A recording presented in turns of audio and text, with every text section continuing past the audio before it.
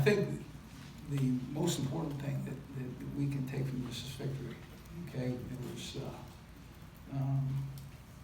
It was a position that a team who didn't have the experience in coming back in those games, you know, gave them the experience that they needed, which was to play very, very competitive and tight quarters. Andrew Parchment, I thought, just played lights out. And next time I see him, we'll try to give him some MVP award somehow. So I thought our quarterback played hard, did the things we asked him to do imperfectly, but really played hard. And defensively, for 3 quarters, they had to play and make plays for the team, and with little support from the offense. And yet, but they did. They continued to make plays and make plays. So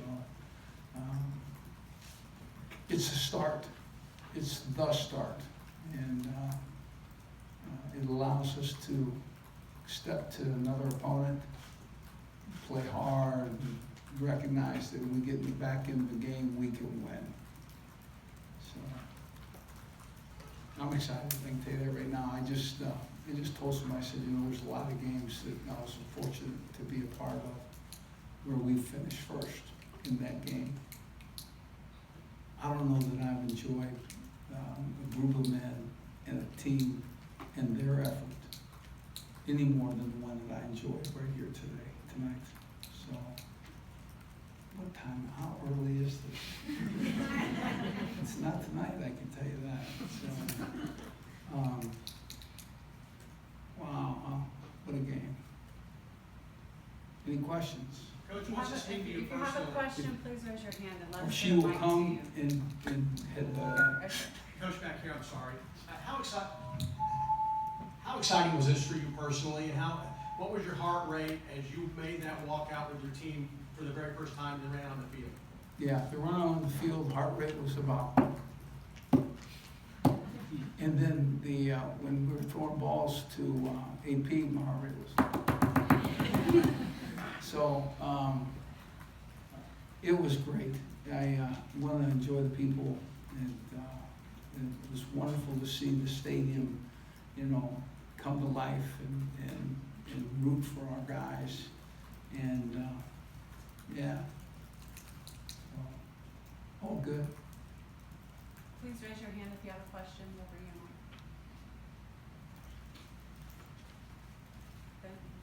mic. Just what did you think about the offense responded once Indiana State went up there in the 4th quarter? You guys obviously had this. The turn and throw to Andrew Parchment was just exactly right, and he responded with all of the talent and the ability that we thought he had. So, and I think we could.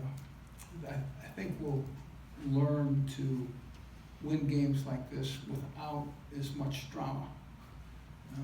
We think we can throw the football to a number of guys and rush the football better and more efficiently than we did today, and that would make these might distance ourselves from the opponent. Can you discuss the decision not only to go with Carter but for the entire game? Well, we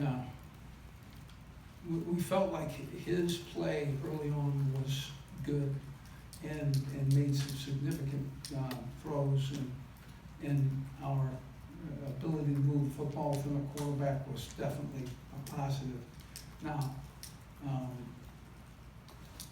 you know, so was he perfect? Absolutely not. But he was good enough and significantly a leader enough to win. Right here in the front with Matt. Down here, Coach. How important is it for a team, for an offense to have a quarterback that they kind of know they can stick with, that you're going to stick with and also how important for the quarterback to know you're gonna stick with him. I think he's a team guy. I think he wants it for the team. That those thoughts, they carry you a long way, and it's not easy what we did. Okay, we put him out there and give him a wristband, or at least 2 calls where we had the wristband right, but we didn't give him the calls properly, which will be easy to fix. But can you imagine standing in front of a stadium of people waiting for the big play and knowing that the big play was just sent into your wristband and you're trying to make that look. So he did some really, really good things. So we'll go forward from here. With him? Yes, you betcha. Coach, Center, can you explain the impact and the timeliness of the interceptions by Hassan Defense and Jeremiah McCullough? Well, when you win games, those plays are made by people who cannot wait to be put in that position and have always thought that they would be the one that would make that play. And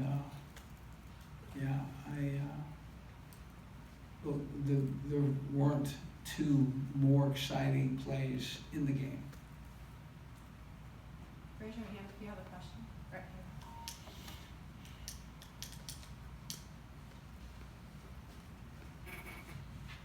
here. Coach, you kind of warned us a couple of weeks ago that maybe the last minute they'd have a starting quarterback actually in there, and then you made us wait a little bit longer in the introductions before the game. When did Carter find out, and what was maybe his reaction? Carter found out just about a little after the game started. I'm going in, yeah, you're starting. I told him on Thursday, I think it was, that he was going to be my starter, and he responded well, and we're fortunate. We have some talented quarterbacks and some guys that can step in and play, and we're going to, in my opinion, need all of them. So, I think you knew I was going to call one. I mean, have you ever seen a formation without a quarterback? I haven't. Les, I saw you in a Yankees hat in the ESPN Plus series, In a what? in a New York Yankees hat. Oh. Can you explain the significance of playing New York? Naked hat. No.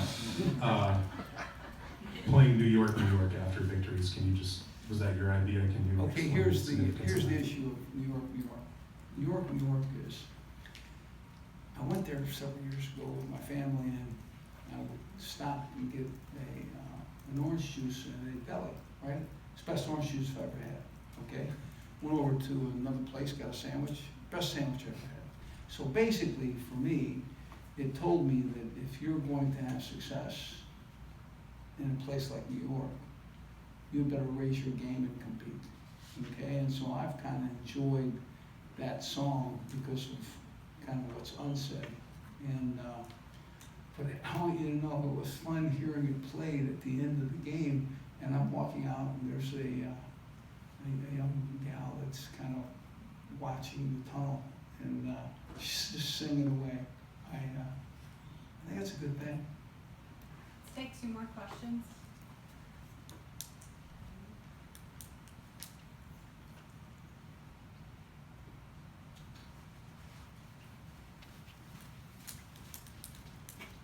Hey, Coach, can you just assess the play of Liam Jones at kicker today? Strengths and weaknesses. He missed some, but after the miss, he made. And so I would always ask and say, Liam, so tell me, how did how did you?